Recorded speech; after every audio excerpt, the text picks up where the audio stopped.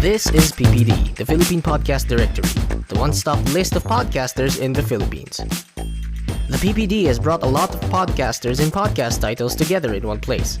Our goals include bringing startup podcasts to a wider audience, forming a community of podcasters to raise the standards of Pinoy podcasting, and giving listeners a one-stop hub where they can find titles they might be interested in.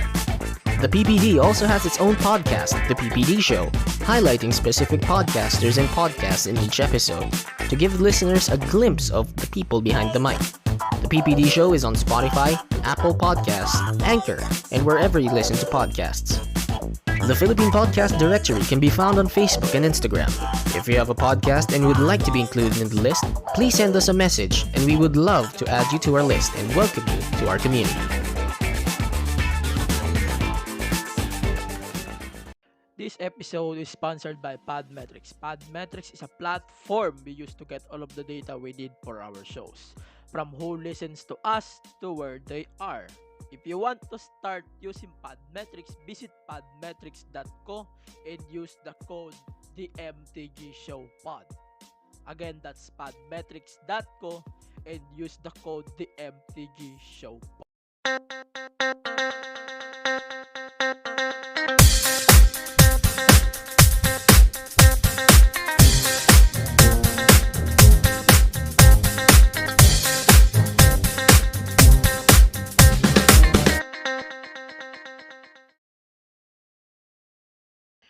So let's start the episode with the proper way of introduction. Since this is the first time na mas maayos itong introduction natin. So, welcome to the Unfiltered Tagalog Western Podcast. Every week, this is the MTG Show Podcast. So, today on the episode, since halos ilang linggo rin akong di nakapag-record, or ilang araw lang, at linggo.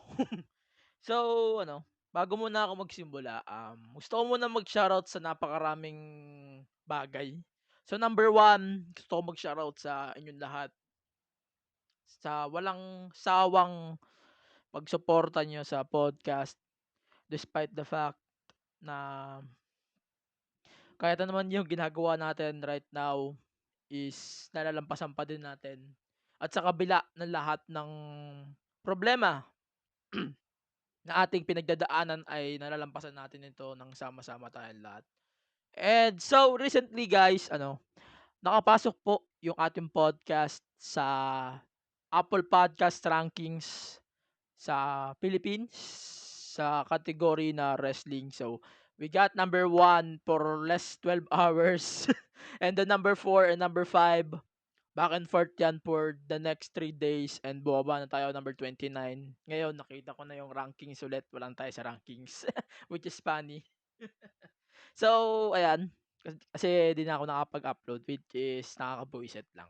So, guys, still, thank you very much sa patuloy na pagsuporta niyo sa podcast. Kaya abangan niyo yung mga marami pang content. Marami pa tayong kalokohan dito. Malapit na tayo mangalahati sa taon. Malapit na tayo mag 6 months. Siyempre matagal pa, 4 months pa lang 'to. So, also isa pang thank you ulit. Thank you ulit sa sa Philippine Podcast Directory sa walang sawang pagsuporta nyo sa lahat ng podcasts na meron tayo. Lahat na meron kami at sa mga sumusuporta sa podcast natin. So, syempre, ayan. Thank you pa din. And also sa wait lang, Philippine na ako, puro ako Philippine. Podcast Network Asia, ayan, sa opportunity, ayun, actually, Podcast Network Asia kasi sila yung home ng wrestling podcast na recently nag-appear ako doon for around 4 minutes nga. And di ko pa napaparinggan yung episode. So, paparinggan ko pa lang din siya mamaya after nitong recording probably. And, embarrassment yun para sa akin. Pasensya na guys. Pasensya talaga. Embarrassment yun para sa akin. So, thank you ulit sa inyong lahat. Lalo na kina Stancy, kina Romoran, kay Chino Liao, kay Kamos. Ayan, kahit hindi ka na napapakita masyado sa podcast. Ayan, thank you very much sa suporta at sa endorsement na din for the podcast doon sa episode na yun. Thank you very much guys sa pag-appreciate din ng product natin. Kahit medyo naglalayo-layo tayo sa format ng podcast natin. So, still appreciated. So, also, final thing, thank you sa walang sawang pagsuporta sa ating mga wrestling communities. Ayan, sa WWE PHC, sa HXC Wrestling Philippines, at sa lahat ng podcasts na meron na related sa wrestling na nakakasama ko. Ayan, Wrestling from Work, yung Kayfabe Cafe. Nagka-try ako pumasok diyan sa Discord niyo pero ayaw ayaw mag-ano ng link niyo. So, hindi na muna ako nag-attempt diyan. So, pasensya guys. So, mahaba na 'tong shoutout ko. So, tapusin ko na 'to. So, let's start with the proper wait lang, proper na naman, peste.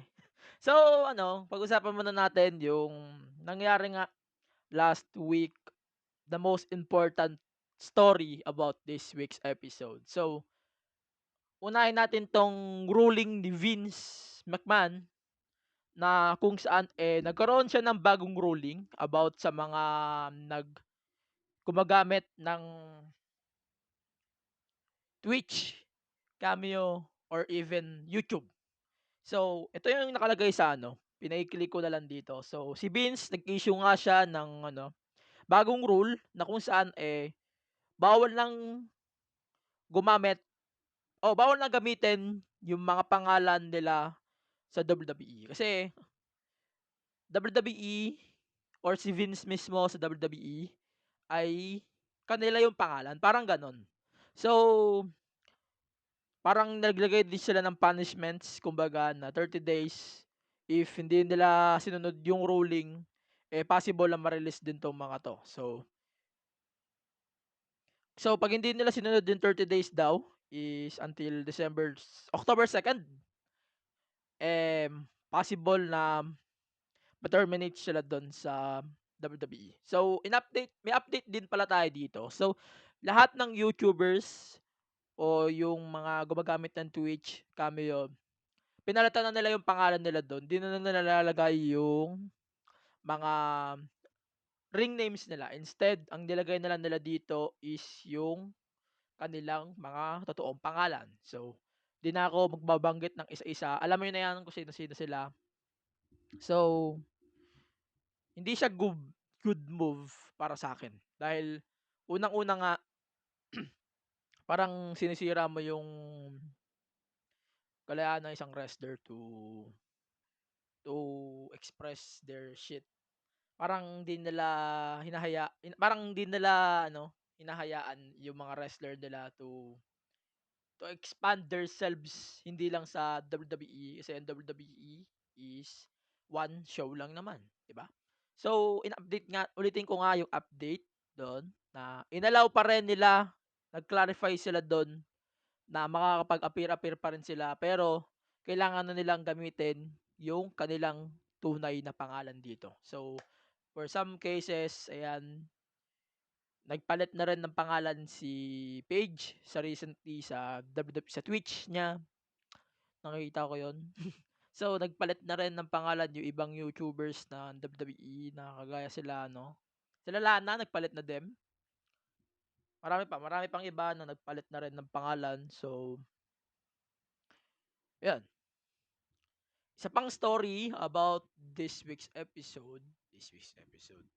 So, in-announce na rin pala yung participants ng G1 Climax. So, unfortunately, wala akong list. So, next week ko na lang siya i-discuss. Kasi marami to, promise. And gusto ko siyang i-discuss sa isa pang episode, sa episode number 21 natin probably. And pag aantayin ko na rin siguro yung match cards, yung pattern probably kung ano yung mga mangyayaring matches for the next few days. So, kaya aantayin ko na lang para ma-release nila yung episode na yon o yung match cards bago ko siya i-explain dito sa podcast. And para fair lang naman, para 'pag halimbawa naglapag na ako ng prediction, and that's good. So, let's go to the stories kasi masyado nang mahaba 'tong sinasabi ko for the past few minutes. Ayan, nasa 8 minutes na agad ako. So, let's start. So, Monday Night Raw last week, in-announce nila dito yung tatlong matches were Keith Lee versus Dolph, Randy versus Owens, Rollins versus Mysterio. Tapos, itong tatlong 'to, mananalo sa tatlong matches na 'to, maglalaban-laban sa main event. Tas ang mananalo nga do'n is kakalabanan nga sa Clash of Champions. So, anong nangyari dito, Lee defeated Dolph, Orton beats Owens, and Rollins beats Dominic. So, anong nangyari mamaya ko na i-explain. So, next thing, si Asuka gusto na ng bagong challenge. Nga, bagong challenge for the title. And then, lumabas nga si Mickie James. Lumabas din si Lana and Natalya. Pero sa akin, I want to give my thoughts muna. Dahil gusto ko maging champion ulit si Mickie James for a long, long time. But, ang champion natin si Asuka. I love Asuka's reign despite the fact na naputol ngayon dahil ng Boss and Hug connection. Boss and Hug connection. As Sasha Banks and Bailey. Tangay lang yan. So, tuloy natin. Gusto ko yung reign na yun ni Asuka pero unfortunately nga naputol nga ng ewan ko ba't pinutol nila yun. So, tuloy natin. Gusto nga ni Asuka ng new challenger. So, in-announce nga ng WWE na Asuka versus Mickie James for the title next Monday night. So, probably pagkatapos dong patay, umatake na naman ang aking piyok. So, probably next week after kong i-introduce yung episode number 21 natin. Baka doon nga natin siya i-discuss kung ano pa yung mga nangyari this week probably. So, hindi ko muna siya i-discuss ng mahaba. So, next thing is the Hurt Business. Hurt Business kasi is a very, very, very, very, very, very interesting storylines right now sa era na to ng Monday Night. Lalo na ngayong nasa quarantine era pa rin tayo. Napaka-interesting itong story kasi meron na silang bagong member. I don't want to spoil it here. Masyado pa maaga. So, tine-cover nila yung Monday Night probably. So, ayan. Wait lang. So, next thing naman is itong number one contenders match and the loser must disband their team. So, it's Iconics versus the Riot Squad 2.0 and ang nanalo nga sa match na yon ay ang Riot Squad, which means yung nga talo nga is kailangan na mag-split up, which is the Iconics. And sobrang na-upset ako dahil nga sa nangyari na yan. Masakit sa akin na isang sa mga umiidolo rin sa Iconics na effective din yung roles nila dito. Na gagawin lang nilang gagaguhan 'tong shit na 'to. Ginawa lang ni Vince na kagaguhan. Pero may opinion naman, kung gagawin nilang star si Peyton, puwede na rin nilang i-push si Billie Kay. Ba't isa lang? Bakit kailangan nila mag-sacrifice to push someone para lang sa singles push nitong isa, 'di ba masakit? Also, yung titles nga nila na irrelevant na, bakit pa kailangan nila mag-split na mag-split? 'Di ba dapat gumawa ng gumawa ng team, right? Hindi yung mag-i-split sila na mag-i-split ng team, which is BS kasi sa perspective ko, yung every time na hahawakan niya ng mga easy shifting teams, parang nawawala yung relevance ng ng teams na everytime na humahawak din na nun, 'di ba? Nakakainis. So next tayo, teka lang, may search lang ako. So next is another Raw underground thing. Marina Shafir and Jasmine Duke made their Raw debuts, especially Raw underground debuts. So fine, wala na akong pake diyan. So And then finally, Owens beats Rollins and Keith Lee to be part of the number one contendership na yon for the title. Yung mga nanalo doon sa title, ay wait lang, nalito na ako. Yung thing na yon is paglalabanan nga ni Drew at ni Orton for the title. So that's it. Wait lang, may kinakopy lang ako kasi medyo na-upset kasi ako sa results noong nangyaring event last week.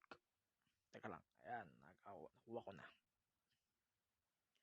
So, next thing natin is Impact Wrestling. So, sa Impact Wrestling, kagaya nga ng sinabi ko sa isang episode ng podcast, na nakaka-annoying yung every time na magtutwerk-twerk dyan si Katie Verbs. Nakakabuwiset talaga yon every time na manonood ako ng Impact. Ito lagi yung bubungad sa akin, which is nakakabuwiset talaga. Nakakabuwiset at the same time, nakakabuwiset pa din. Putang ina. Na nakakainis, ganun. Alam mo yung, oo, heels, pero nakakabuwiset eh. PG na PG yung Impact, tas puro twerk yung makikita natin. Diba nakakaano? Medyo na-upset talaga ako dun sa part na yun. So, wait lang.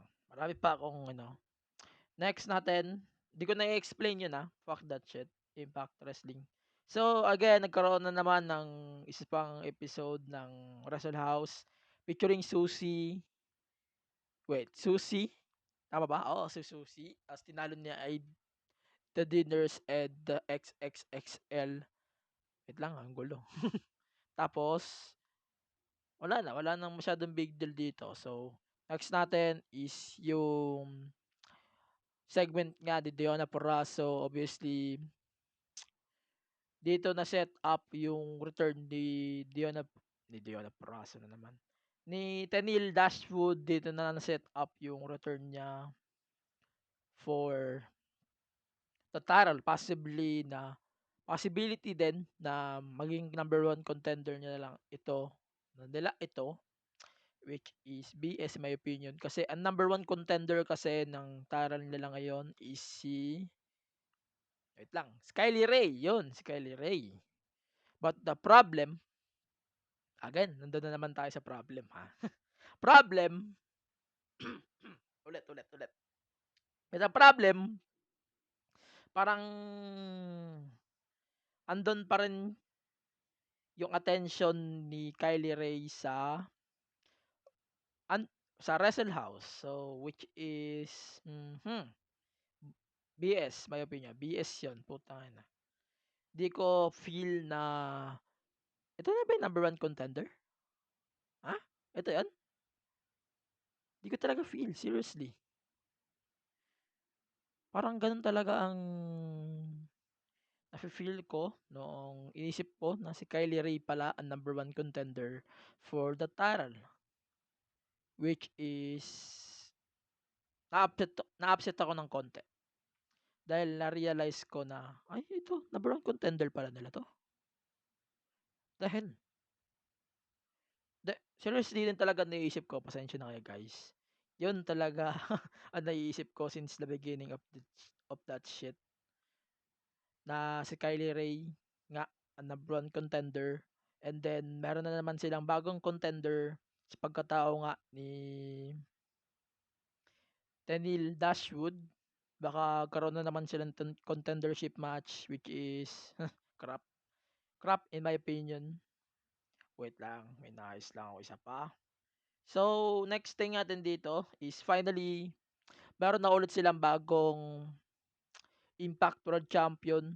Medyo napaikli nga lang yung reign dito ni Eddie Edwards. Ito ay si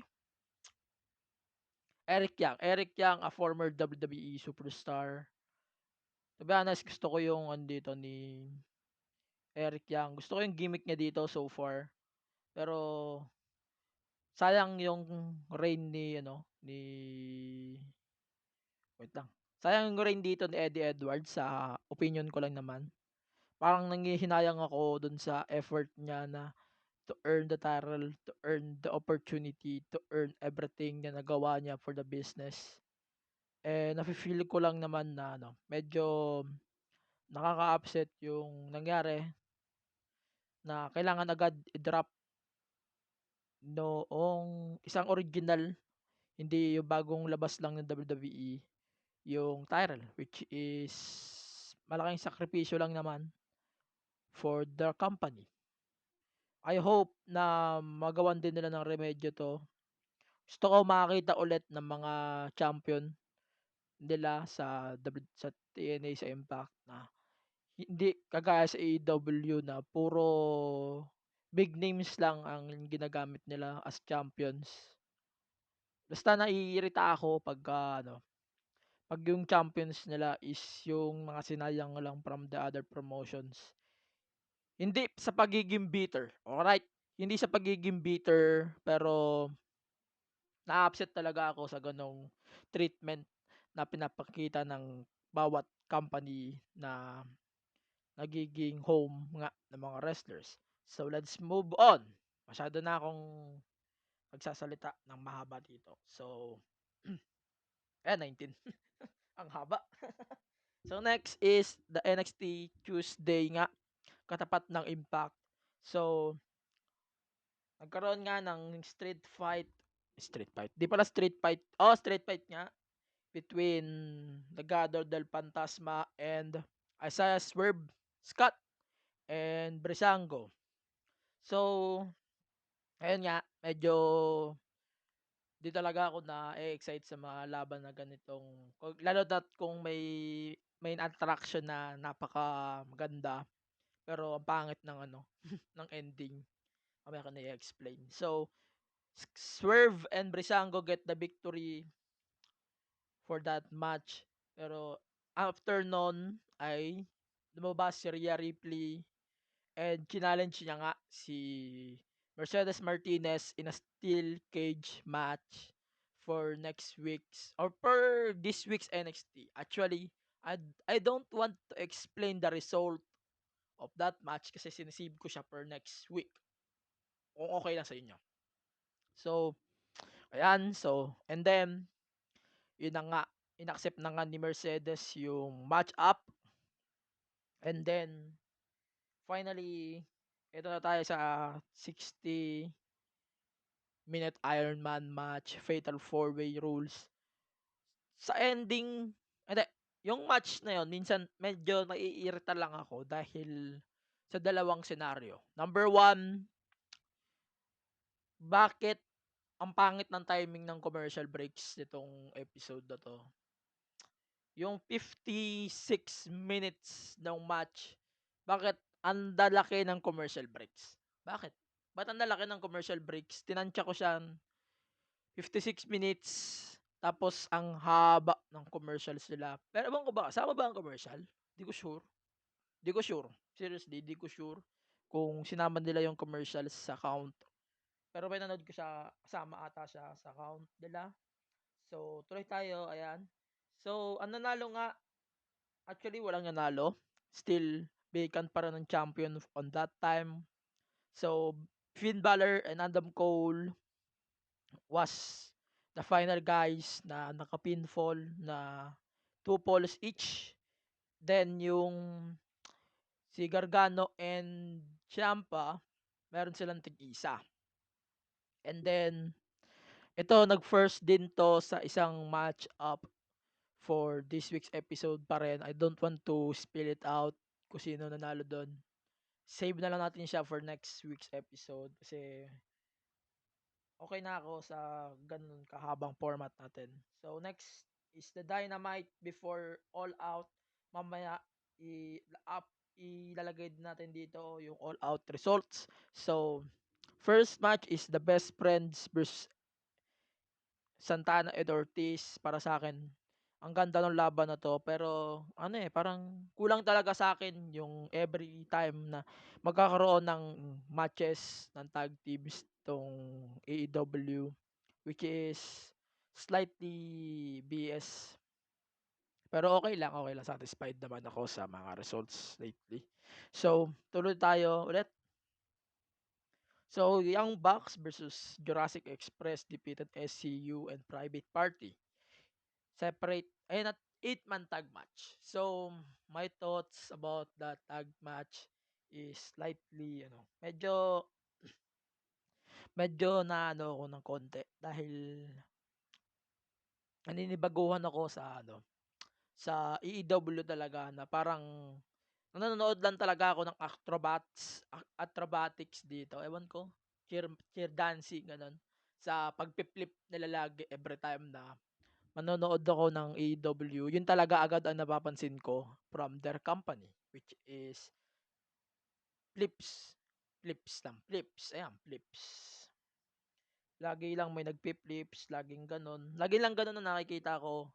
Ewan ko kung naoobserbahan niyo din. Tsaka shoots, siyempre hindi mawawala ang shoots for WWE, which is makes me disappointed on sometimes. Next natin is a Chris Jericho versus Joey Janela match up. Actually guys, gusto ko 'tong panoorin ng naalala ko yung dating match up nila Janela and Jericho. Gusto ko panoorin yun lagi. Wait lang. Sorry. Gusto ko panoorin yun lagi until the rest of my life. Parang nanood ako ng 30 minutes match up sa WWE, pero dito kitang-kita ko pa lang agad na kahit wala pa 'tong 15-20 minutes, at least na-satisfy nila yung feeling ko about that thing, and I love it. So, mahaba pa 'to. So, let's proceed ulit sa isa pang thing about this week's episode is Thunder Rosa defeated Serena Deeb, AEW talent din. So, maliwanag sa akin kung ano magiging deal dito kaya ni Thunder Rosa. Hindi naman siya magfu-full time obviously dahil wala pang NWA. Probably basta hindi siya magfu-full time, that's for sure. And then ito na nga, nangyari na yung parang preview ng MJF versus John Moxley. Yung attorney ni MJF, nilabanan ni John Moxley sa isang tune-up match-up, and then mabilis nga tinalo ni John Moxley yung attorney ni MJF. So, ayan, natapos na rin yung AEW Dynamite sa assault ni MJF kay John Moxley. Tapos sinuntok ni MJF si Mox gamit noong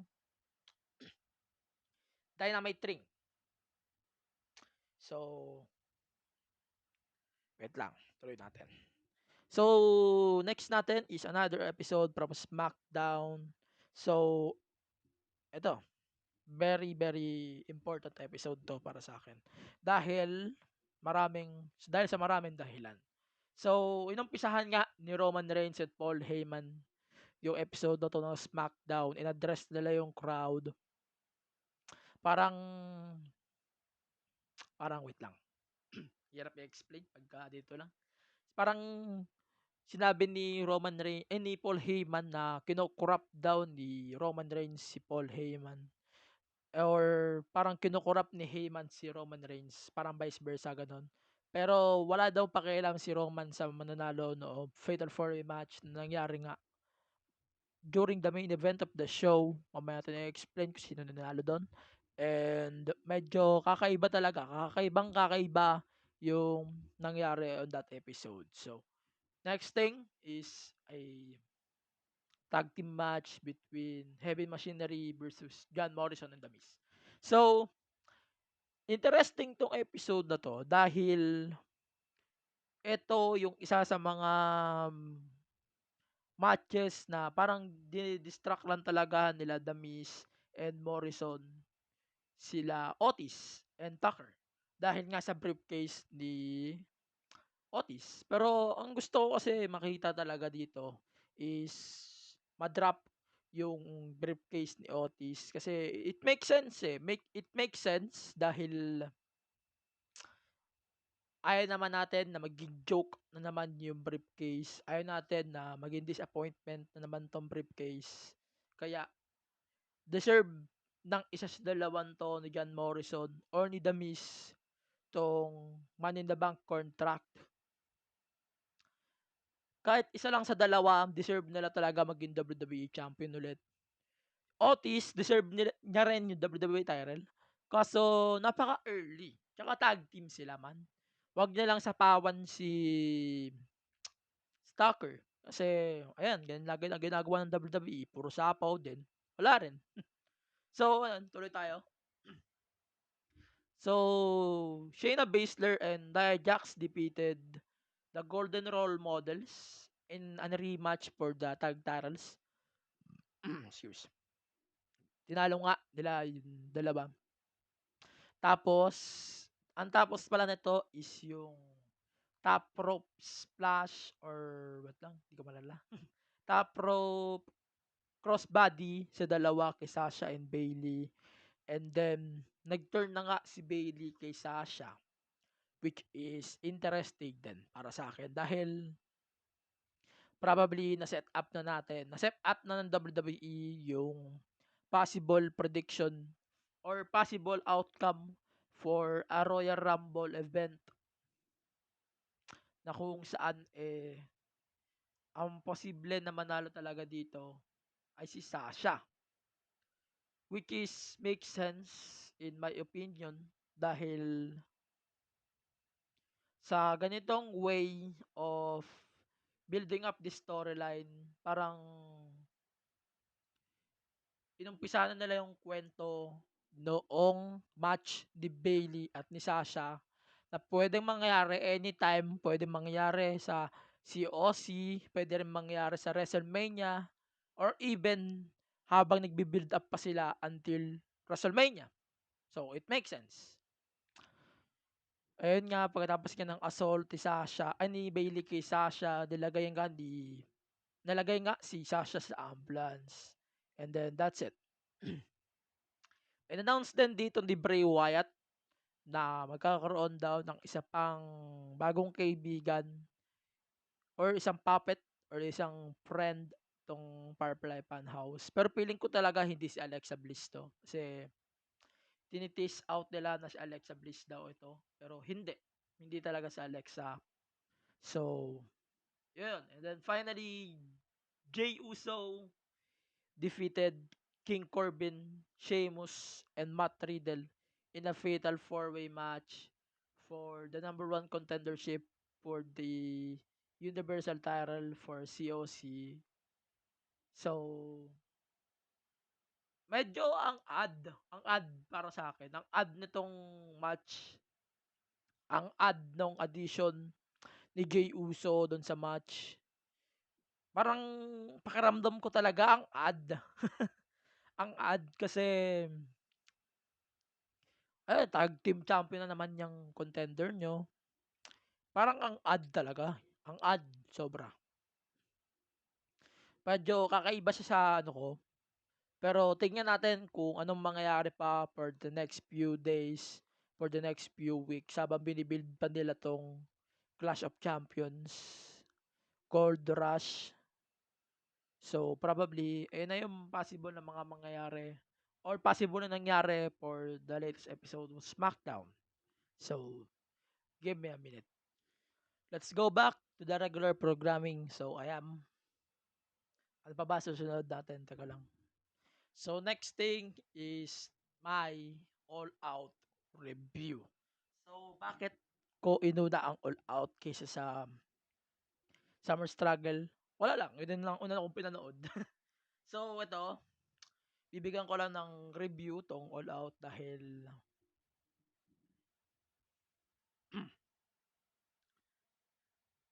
ayun nga, yun nga ang nangyaring event recently eh. So, September 5, today is September 11. And medyo napahaba na yung panonood ko ng All Out tsaka ng Struggle sa Watch Wrestling. So, let's start. So, itong All Out nga ay nangyari nga last Saturday, Sunday night sa atin. Sunday morning. Wait lang, tutulero na naman ako.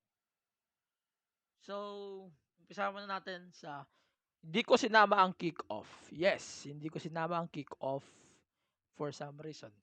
Kasi BS din naman.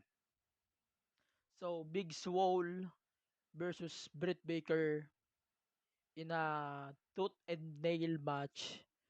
So guys, itong match na to, confused pa rin ako sa kung ano ang sequence or kung ano ang sense ng match na to. Filler? Napaisip kasi ako, una dahil ito yung kaisa-isang cinematic match doon sa card. Kaya napapaisip talaga ako, bakit parang, ano to, brawl lang to?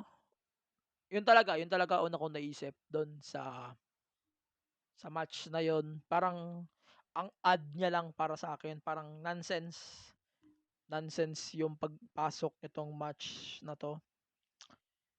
So, sa akin, my opinion naman, ito yung isa sa mga worst cinematic matches ever. Since WrestleMania 36. So, if AEW standards kasi, mas maganda pa din yung sa Double or Nothing noong kay Jericho. Yun, maganda, maganda yon para sa akin. Pero ito, hindi talaga. Hindi talaga maganda tong tooth and nail match. Still confused pa rin ako sa concept nitong tooth and nail until ngayon na nagre-record na ako lahat. Wala pa din akong ideya kung paano nag-work yung tooth and nail match. So, let's proceed tayo sa next match. So, it's the Young Bucks versus Jurassic Express in a tag team match up. So,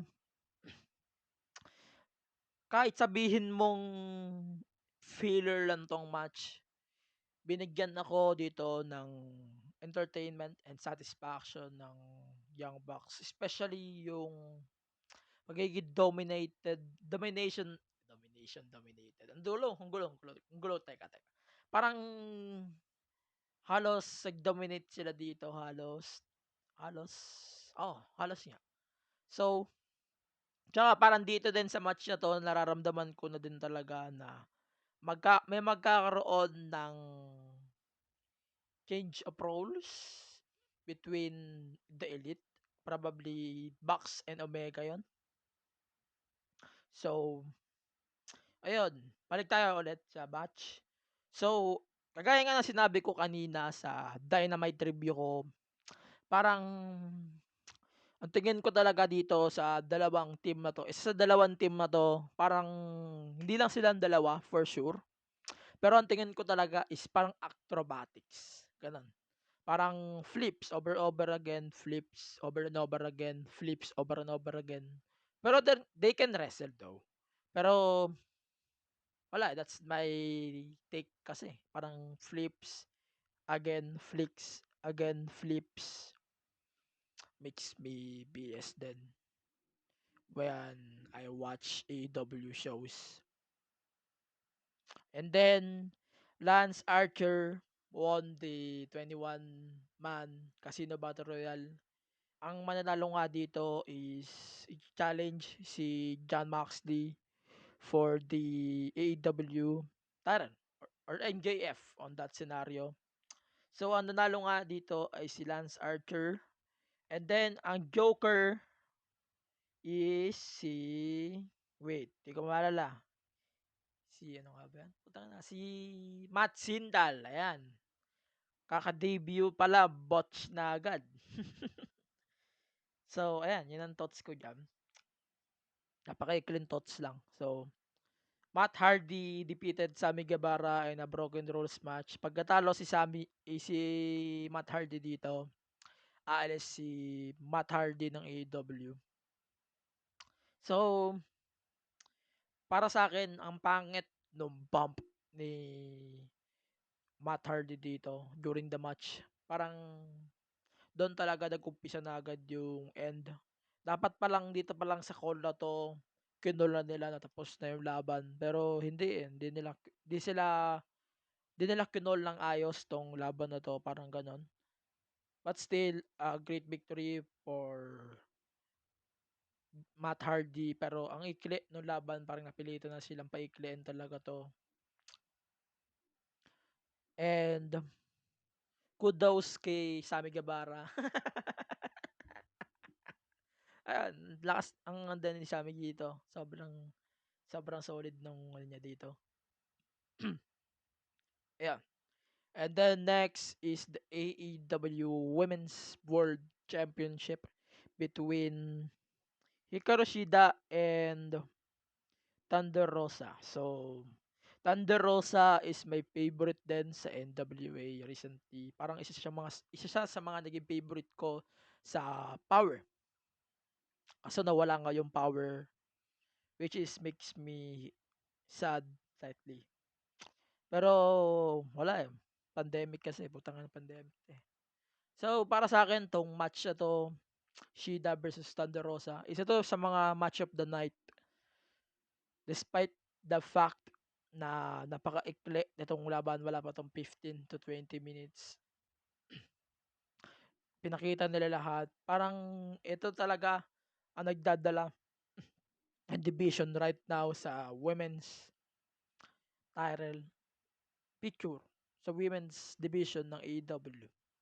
Parang kumbaga, Thunder Rosa can wrestle, kaya niya sabayan si Hikaru Shida, parang she can wrestle with anybody. So, even with WWE girls, kahit sila Charlotte yan, sila Becky yan, sila Asuka yan, pag ginarap mo si Thunder Rosa dyan, parang makakasundo niya talaga sa laban niyang mga yan. So, I love the match.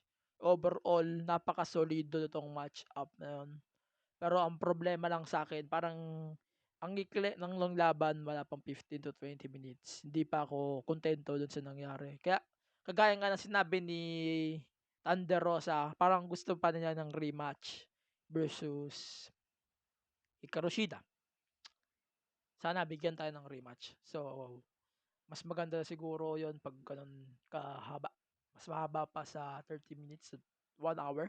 Ganon. Doon talaga natin makikita kung ano ba 'tong kung kaya ba nilang i-expose yung talent ni Thunder Rosa 'pag pag-uusapan natin ay patagalan. So, 'yun. Next natin is Matt Cardona, Scorpio Sky, and the Natural Nightmares versus the Dark Order. Ito isa pa 'tong match up na isa sa mga pinaka-ayawan kong match up of the night dahil nga sa ending ng match. Parang ang ganda na nung domination dito ng faces. Pero ang problema kasi roll up as usual and parang napapalakas pa nila dito lalo si Brody Lee dahil hindi nga siya nagagalaw sa match, which is great din. Tsaka parang napapakita din nila na maayos 'tong si Dustin Rhodes, which is napaka-ano, grabe, grabe talaga.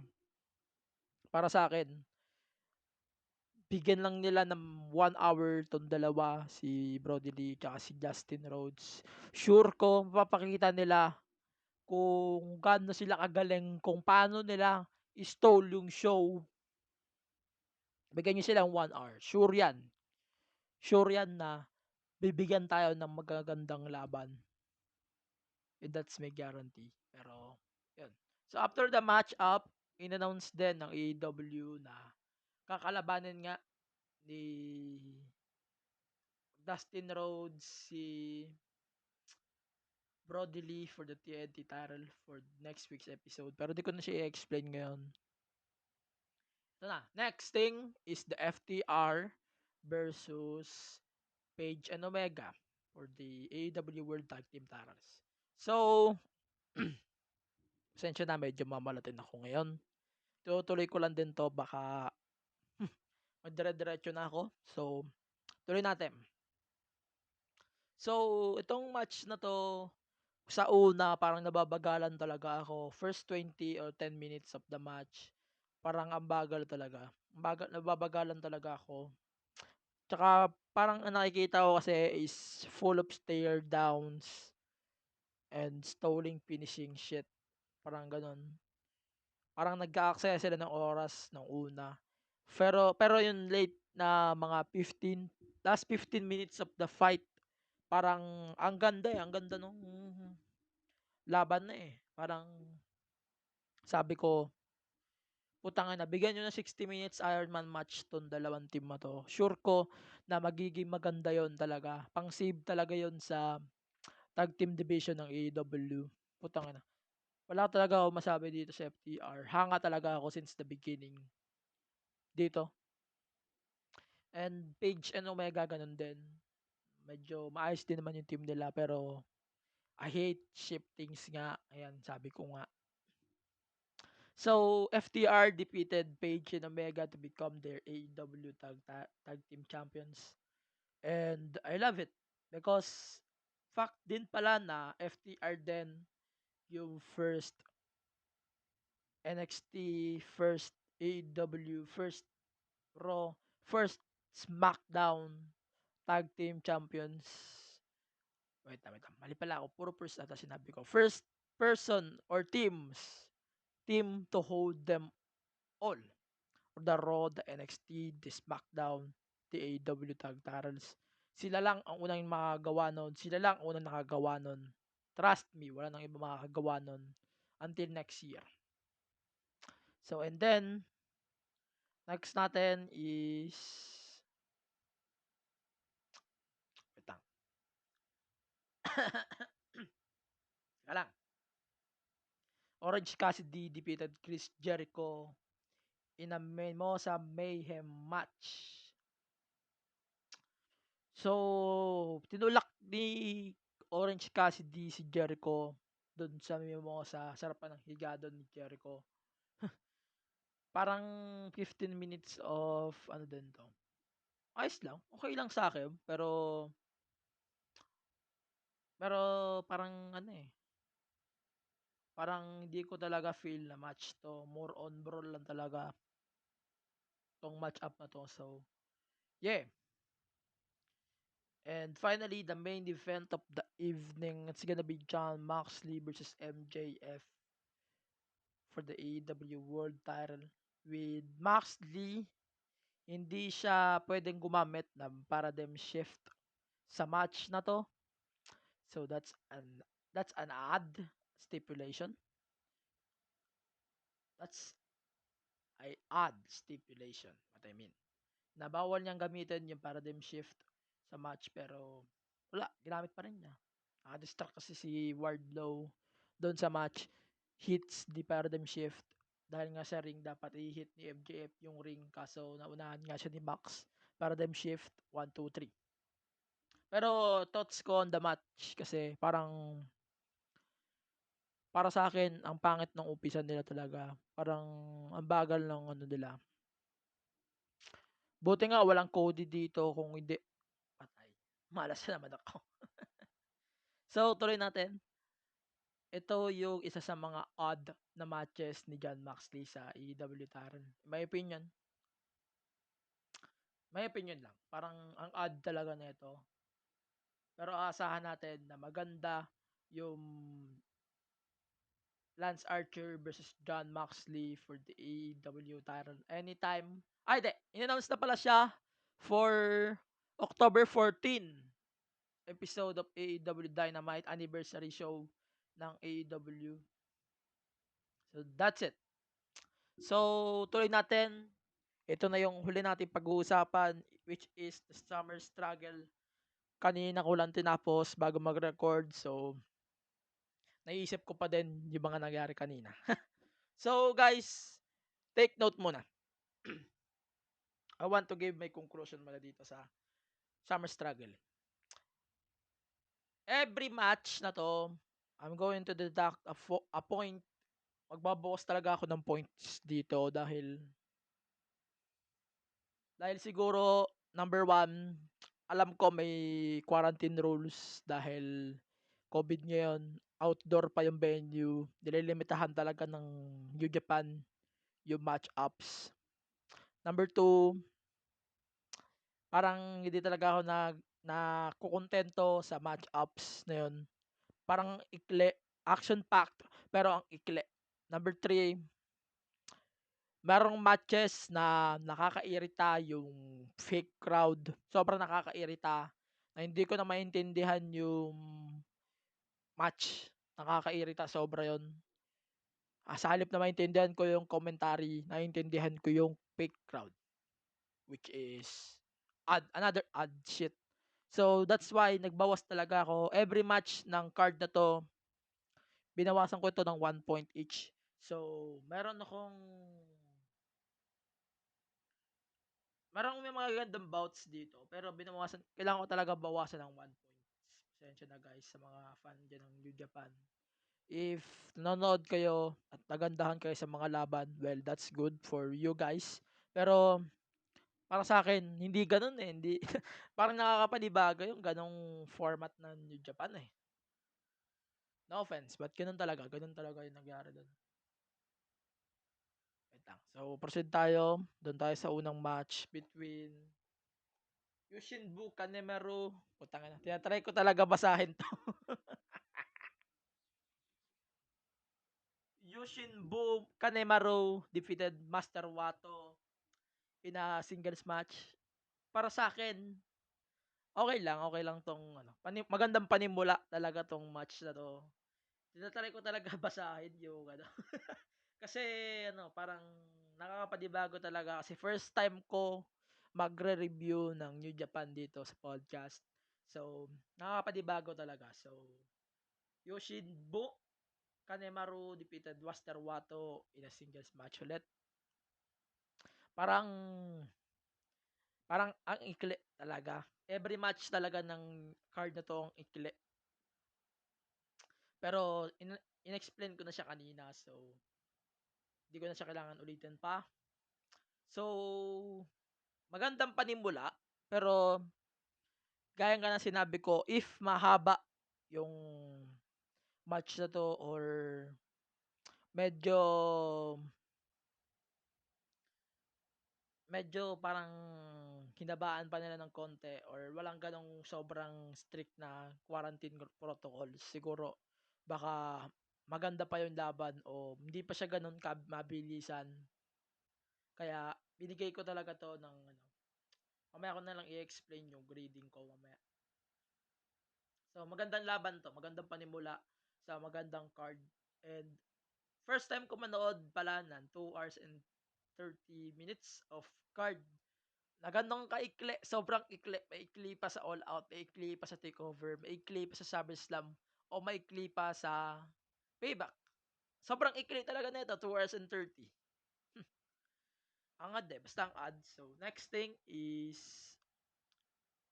Yano versus Okada versus El Desperado versus Sanada. Ito yung Fatal 4-Way Tournament Final for the KOPW 2020.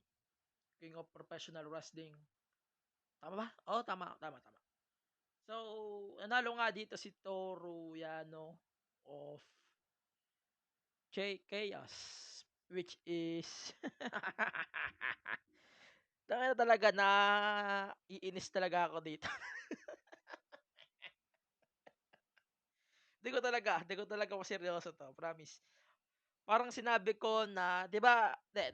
Parang sinabi ko dito na na Otis can beat Brock Lesnar, Otis can beat McIntyre to become the champion. Eto iba talaga.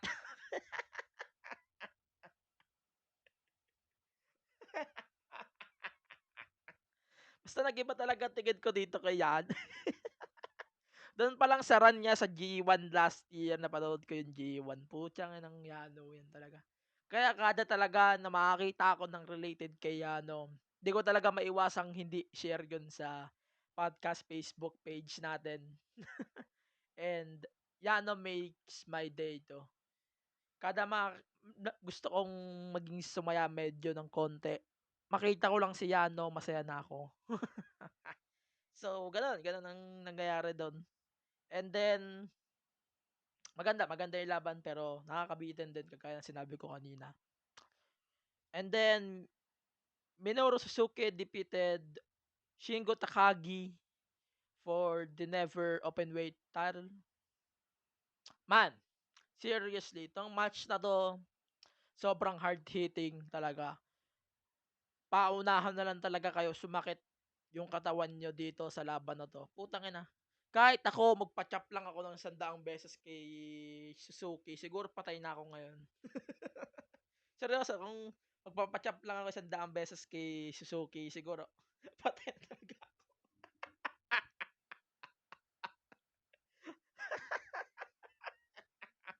Pero seryoso man, solid nun, hard-hitting, wala talaga akong masabi. Pero may ilang bagay lang talaga ako na sinabi ko na kanina na nagiging problema ko dun sa match. Nakakabitin sobra. Maganda yung bout, but not satisfaction. Hindi pa nakita ng satisfaction ko yung feeling nun. So next is Taiji Ishimori. Taiji Ishimori defeated Hiromu Takahashi for the IWGP Junior Heavyweight title. Tama ba? Takahashi. Tama. Hiromu Takahashi. Yun, tama. So, tong match na 'to naman, despite the fact na BC versus LIJ na naman 'to, man, para sa akin ano, parang domination talaga ng BC itong nangyayari ngayon. Thanks to Jay White and Evil na umaaktong mini leader ng BC ngayon. Pero grabe mga laban na 'to. Solid, pero gaya nga ng sinasabi ko, medyo bitin pa din ako. Bitin talaga ako dun sa hindi kagaya ng dati na sumosobra talaga sila sa 60 minutes. Halos maglaban dun. Taiji versus Hiromu, parang parang nanonood ako ng isang laban ni Jon Moxley na hindi ng walang duguan. Sobra talagang nakaka-satisfy yung feeling na ang feeling ko nga ano, feeling ko ito yung isa sa mga odd na match ng card. Akala ko talaga mananalo talaga si Takahashi, pero hindi hindi talaga hindi ko talaga inasahan na si Takahashi yung mananalo doon, and hindi talaga ako binigo ng match na 'to. Halos lahat ng matches nitong struggle na 'to, hindi talaga ako binigo, sobra. So, let's proceed tayo doon sa Takers versus Golden Ace for the IWGP Tag Team titles. Si Taichi and CSJ versus Hiroshi Tanahashi and Kota Ibushi. For me, ulitin ko, ito yung isa pang example ng matches na medyo nadismaya ako dahil sa sobrang ikli ng mga laban. Parang nakakabitin, fuck COVID talaga. Kung wala lang talagang COVID ngayon, siguro ang gaganda talaga ng mga laban na 'to. Promise, seryoso, kung wala talagang COVID, sigurado ako magaganda yung laban na 'yan, panigurado ako. And made-deliver nila mas maganda. And which is sad for me. Which is sad for me na wala tayong magagawa. COVID pa rin 'yan, 'di mawawala yung COVID na 'yan. So, parang ano, parang naano talaga ako dito. Maganda na yung advantage. Hawak na nila Hiroshi yung advantage. Tapos ang bilis ng pangyayari, eh. Bigla na lang hinit ni Taichi tsaka ni CSJ yung finisher nila. And that's it. Parang ang ano, advantage na nila tapos naagawan pa. So, ayun, parang wala lang, ang odd lang. Parang weird ending, good action shit match. Pero let's proceed to the main event. That's Naito versus Evil. Everything is evil. For the both IWGP Heavyweight and IWGP Intercontinental title. The double title match. So, ito yung isa sa mga example na matches na medyo nadismaya talaga ako sa New Japan dahil alam ko protocol din nila yung bawal magsalita yung crowd, bawal din mag-bow, bawal din mag-ingay yung crowd maliban lang sa pagpalakpak. Pero wala, sakit talaga sa tenga nung crowd, yung fake crowd na nilagay nila for the fight, which is makes me disappointed slightly during the match. Habang pinapanood ko talaga 'tong Naito versus Evil, parang feeling ko wala talagang commentary on that time na English. Ewan ko sa English ko lang siya na-encounter na walang may crowd pero hindi ko marinig yung crowd o ang naririnig ko lang is speak crowd, which is nakakainis ng konti. Parang WWE lang. Sa Thunderdome, sa WWE, I hate the Thunderdome fake crowd. Kasi ang ad, sobra. Parang pinatungan na lang nila ng 22K19 crowd. Parang ganun din ang nangyari dito sa New Japan. Dito sa, especially dito sa card na to, sa main event. Kaya nga parang nadidismaya talaga ako sa event. And nadidismaya din ako dun sa ikli ng matches at nakakadismaya din dito sa laban na 'to yung lots of distraction. But finally, good news, Tetsuya Naito is once again your IWGP, IC, and heavyweight champion. And after nga nung laban, nagkaroon ulit siya ng roll call, minus Evil nga, and tapos yung event sa Pyro doon sa Jingu Stadium. Gusto ko yung part na yun nung ano na yun. So, yeah, it's time to rate the card, shall we? So, let's start sa All Out. So, Tooth and Nail is 1 out of 5 dahil na rin siguro sa napaka-weirdo, di ko maintindihan na stipulation and disappointment talaga yung binigay talaga sa akin nitong match na 'to. So, Bucks versus Jurassic Express, parang magandang second match 'to, parang binawi agad nila yung unang match, that's 3 out of 5. And then sa Casino Battle Royale, hindi ko na siya ni-rate dahil obviously this is a Battle Royale na hindi naman kailangan i-rate. Pero plus point sa akin dito yung pagkapanalo nga ni Lance Archer. Gusto ko makakita ng patayan talaga between John Moxley and Archer. Yung nangyari nga nung sa New Japan sa Wrestle Kingdom. Gusto kong baulit yun dito sa AEW. Putang ina talaga. And then Hardy versus Sammy Guevara. Jeff Hardy yung Broken Rules match. That's 2 out of 5 dahil na rin sa BS referee calls. Hindi nila ma-call yung ayos yung match. Dapat tapos na yung laban doon pa lang sa pagkahulog ni Matt Hardy sa table. Tsaka yung magugulong calls ni Aubrey Edwards, hindi ko talaga ma-feel, hindi ko talaga masikmura yung ganong call na yan. Which is one of the reasons kung bakit binigyan ko lang ng 2 out of 5. And then the AEW women's title between Hikaru Shida and Thunder Rosa. Para sa akin, ito talaga ang tunay na match of the night doon sa card.